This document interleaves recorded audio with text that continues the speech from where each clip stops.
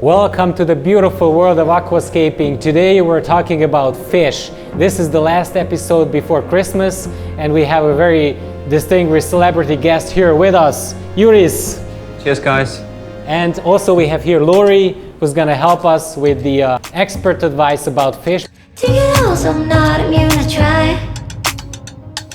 Stop for devotion. Let's do this, like everybody up and down. My bicep looks so big in the video. This is a very serious shooting at Green Aqua. We're talking about fish here. In a tank of goldfish, rising up, careless and surprised so deep. Uplift, since I'm bringing on my heart. Can you please help us introducing the fish that we have here? So, starting with the first tank, we have the good old black molly. I guess Green Aqua has the black molly over here because it's a beautiful fish, first of all. It's a live breeder, so it's super easy for all the beginners. And black mollies are known for picking algae. So whenever you have algae in your aquarium, you can add some mollies and they will help you clean up your tank. Is this why you have the plant full of algae here? Yes, usually do some plants if you have got some algae problem. So The funny thing about guppies is they always stay in the front, they never hide, they're so joyful, they're so colorful, they just bring happiness in your aquarium. The next tank over here we have some orange-black platies. For a fact, platies were one of my first fish ever.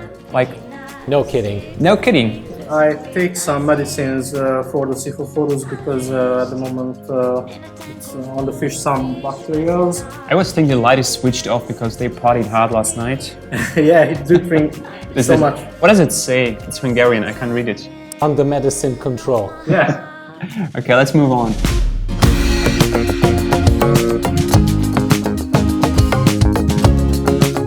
You have this rainbow fish here, the Notropis Chrosomus.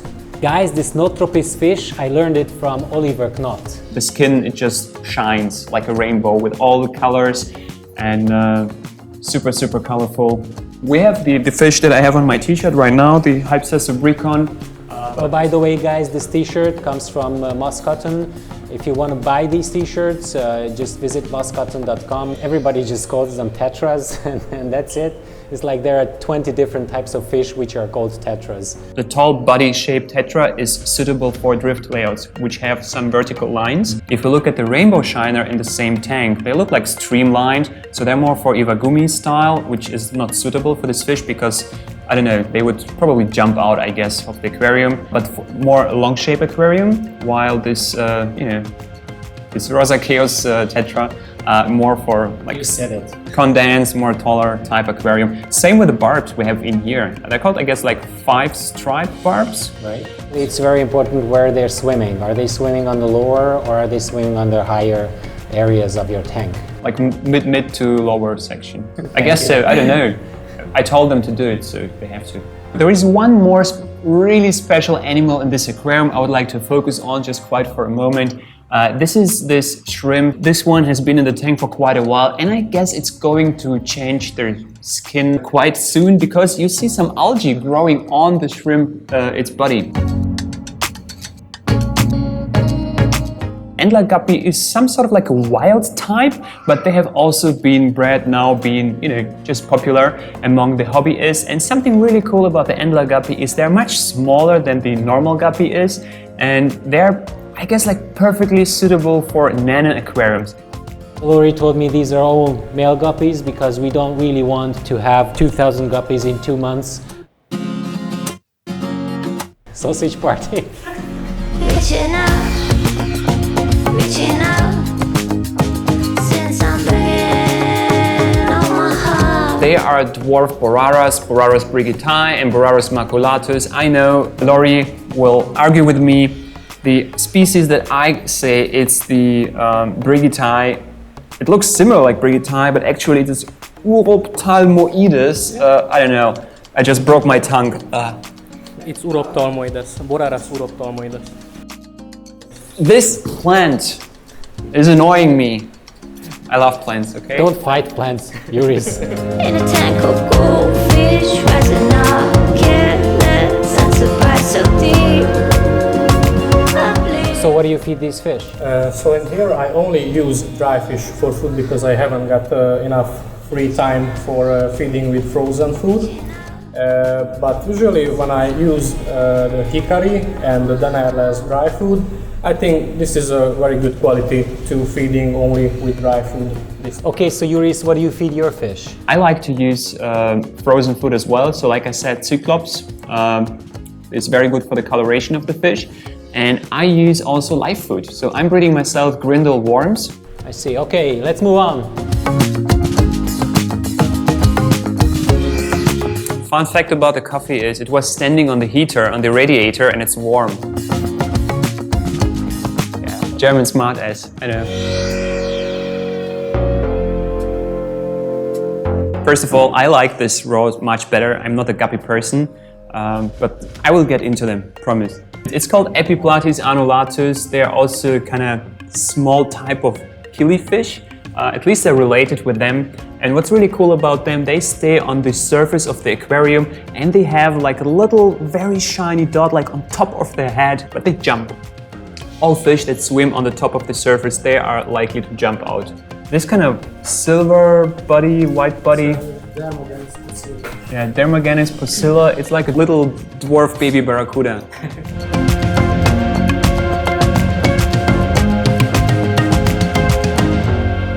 I see some snails, and those are the assassin snails, also called the scientific name Anentoma helena. And those snails, they feed on other snails. They will help you, keep control of your other snails. In general, it's not a good solution to add animals to kind of solve a problem with other animals. So instead, I would suggest, just fixing the food problem, because you have a snail problem because they're feeding too much. I saw this fish for the first time, I guess somewhere in UK, and the name I was told is Galaxy Raspora.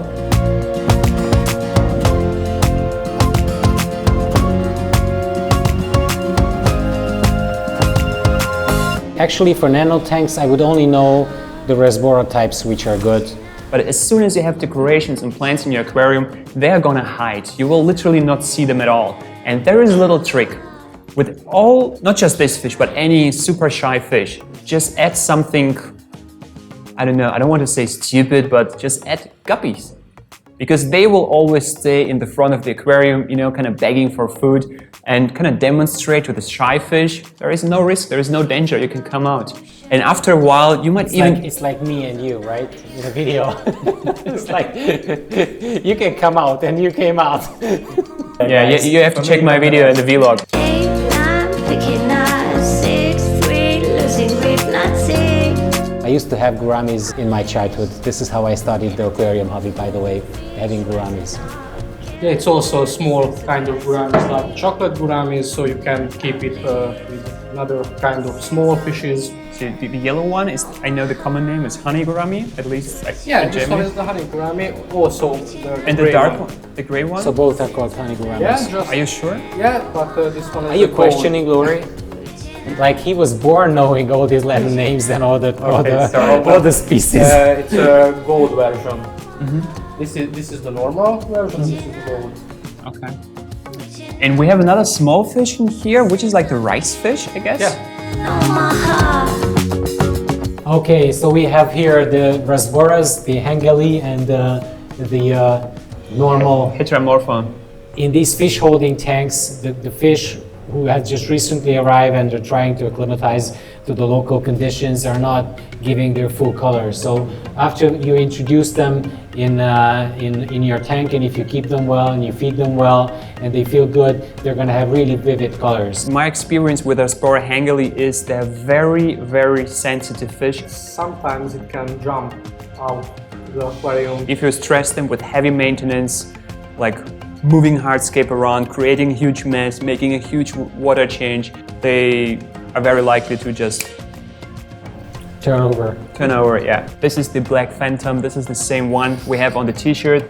It's the Hyphessobrycon Megalopterus. It sounds like the big shark, but it's really the Black Phantom tetra. They're called Black Phantom because they have this, I don't know, kind of black stripe on the side, like an eye. Next one over here, we have the classic rummy nose tetra, or Hemicrammus BLEHERI. Yeah, it's, I guess, one of the few real schooling fish. They are like really good swimmers, so if you have them in a tank, they are very quickly, you know, left and right with all the together. All together, really yes. nice flowing like that. You should have at least a 120 aquarium for them. What do we have here? It's a Hyphessobrycon, the Hemigrammus roadway. These are not very known fish, are not very widely used. You said not very common. In fact, it was one of my very first fish, and I've just recently seen George Farmer kind of frequently using this Hemigrammus roadway. I forgot to tell you guys that most of the time we're showing you all the fish that are suitable for a planted tank.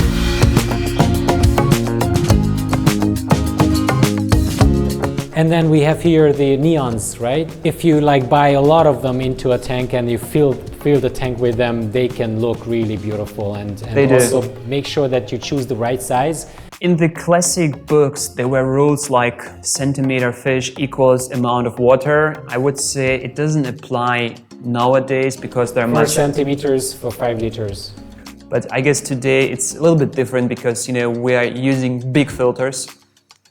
We're adding a lot of hardscape to the aquarium, so you know you might have a big aquarium but very little net volume because you have so much hardscape inside. So there are different things to take into consideration. Well, again, good old cherry barb. What is the scientific name? It's a Puncius titea.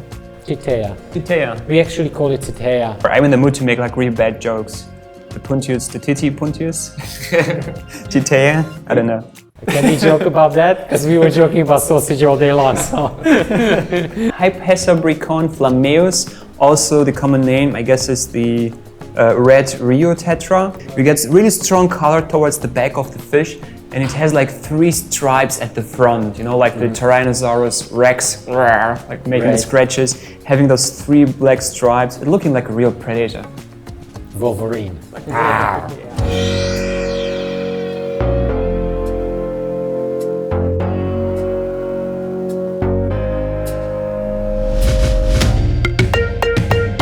Okay guys, we have a very distinguished guest here, just dropped by to Green Aqua. His name is Gyula Passoreti, and he's the president of the Hungarian Fish Keeping Association. I grew up on his books and the books written by his friends, and he knows more about fish than I think you guys combined here. And it's a really pleasure to have you here. Thank you very much. Real pleasure. And please meet Jurijs. And Jurijs is from Germany. This is the Hungarian language aquarium magazine that published by Gyula and the society that he is running. It's been published for 25 years now, yes? Yes. Gyula here is also breeding fish, and he has, how many tanks do you have? How many fish tanks do you have? 200. So he has the 200 fish tanks at his home. Tank of goldfish rising up, careless and surprised so deep.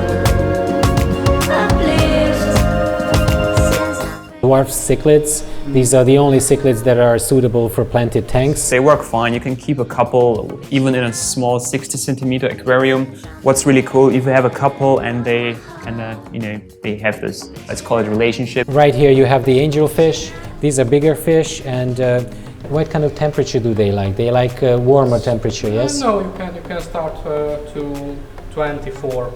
It's okay. So above 24 it's Yeah. okay. We basically have 5 types of algae eaters. We have the snails, and then we have the amano shrimp. You have the Siamese flying fox, Grossuelius oblongus, which is a nice hair algae eating or CO2 related algae eating fish. Obviously it will not solve the problem, but it's good.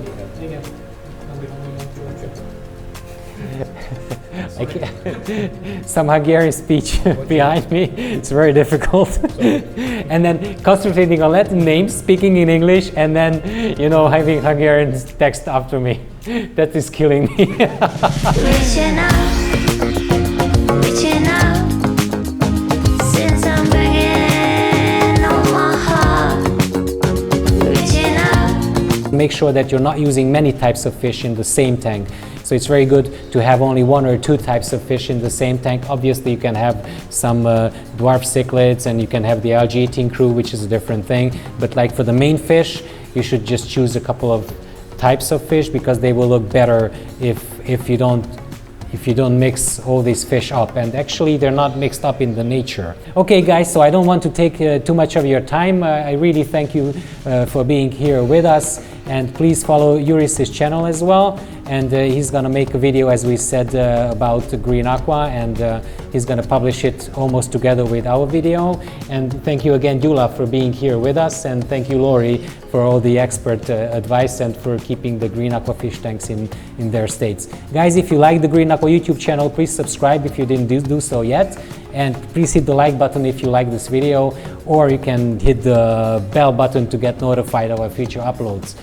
Until next week, we wish you Merry Christmas, and we're coming with a Christmas edition in 1 week. And Tommy, our colleague, Tamás Danyiko, is going to present you with a very special Christmas present, a little bit about aquariums, but mostly about something else. Stay tuned. Bye. Cheers. You see the difference in my eyes. I'm not the one to disagree. I live with him just right.